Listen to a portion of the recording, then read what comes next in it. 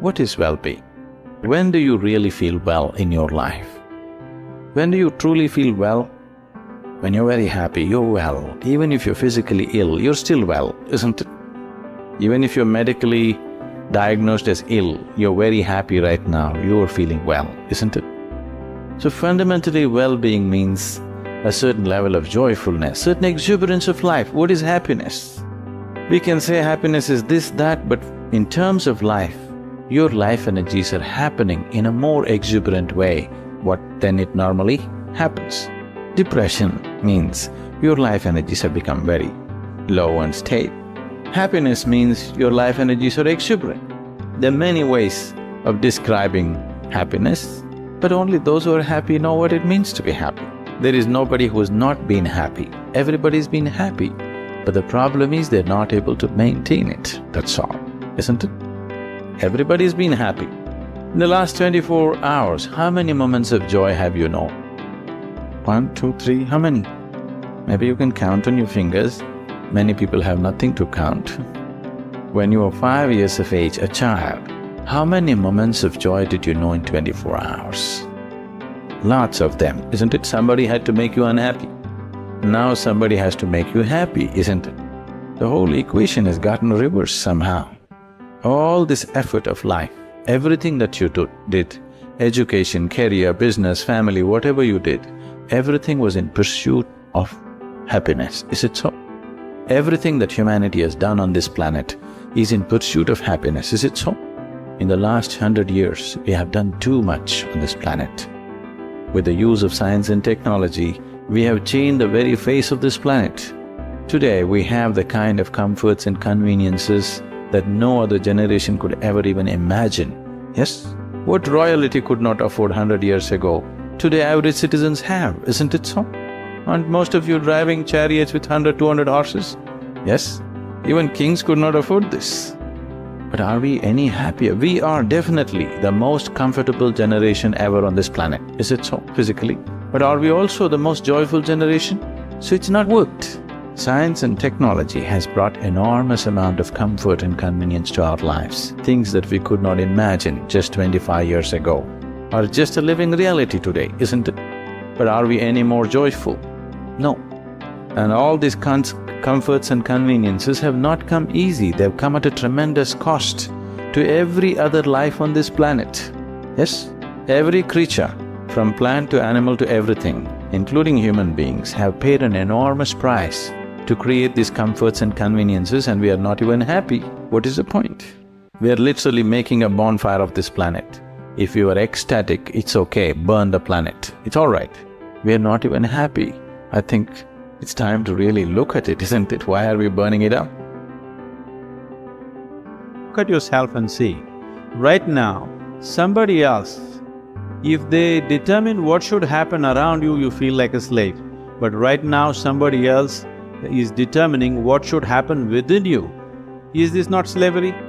Somebody can decide whether you're happy or unhappy. Is this not slavery? Somebody can decide whether you will be a pleasant human being or an unpleasant human being. Is this not slavery? What happens within you, somebody else determines. This is the worst form of slavery, isn't it? Isn't it so? It is just that because everybody is like that, it seems to be normal. It is not. It is not normal. Just because everybody is like that, it does not become normal. This human being, life around you will not happen, will never happen 100% the way you want it. And it should not happen. Because if everything happens the way you want it, where do I go? Life around you will never happen 100% the way you want it, and it should not. Unless you're living with machines, life will not happen, and even those machines will freak on you, isn't it? Aren't the machines troubling you every day for something or the other? They do. So, outside will never happen 100% the way you want it, and if your happiness or your joyfulness, or let's not use all these so many words, essentially it is pleasantness versus unpleasantness. For pleasantness we have many names, we call it peace, happiness, joy, bliss, ecstasy. For unpleasantness we have many names, stress, anxiety, fear, tension, whatever else, sadness, whatever. Pleasantness versus unpleasantness. If your pleasantness is dependent upon what happens around you, the chances of you being pleasant all the time is remote, isn't it? In the very nature of things, it's not possible. Only if you are able to create a distance between this and that, it is possible in the sense, whenever things don't work, there is a habit in lots of people, they will look up. The whole world is looking up. Looking up. You're always looking up in the wrong direction. You're invariably looking up in the wrong direction, isn't it so? Maybe at a certain moment of whatever Greenwich Mean Time, 0 hours, when you looked up, maybe you hit the heaven. Rest of the time, you're always looking in the wrong direction, isn't it so? So in this cosmic space, is there somebody who knows which is up and which is down? Does somebody know? Huh? Is there somewhere, is it marked this side up? Nobody knows which is up, which is down, it's just an assumption, isn't it? Do you know really which is north, which is south? In the real sense, do you know what is north and south? It is just for our convenience, we just fixed it, isn't it? Yes or no? Do you know what's east and west? No. Do you know what is forward and backward? You do not know. None of these things you know. There is only one thing you can be certain of right now. This is, you know what is outward, what is inward. This one thing you're sure, isn't it? This is inward, this is outward. This is the only privilege you have. What is outward, what is inward, this is all you know. Just in case someday if you get enlightened, you will lose that also. That's what happened to me. Now I don't know which is inward, which is outward, which is me, which is not me, that's why I'm all over the world. Because I don't know whether this is me or that is me. Where do you see me right now? Within yourself. Where do you hear me right now? Within yourself. Where have you seen the whole world? Within yourself. Have you ever experienced anything outside of yourself? Everything that ever happened to you, darkness and light happened within you, pain and pleasure happened within you, joy and misery happened within you. Have you ever experienced anything outside of yourself? So what I am asking you is, what happens within you? Who should determine how it should happen? What happens within you? Who should determine how this should happen? Somebody else? Definitely you should determine what should happen within this, isn't it? So if you determine what's happening within this, your whole experience of life will be determined by you, nobody else but you, isn't it? The events around you may not be determined by you, but how your experience of life is on this planet is 100% determined by you if you take charge of this. If you leave it loose, just about anybody will determine it. They will. Not consciously, they also like you by accident. How does one manage to find happiness? One simple thing is, every human experience has a chemical basis to it.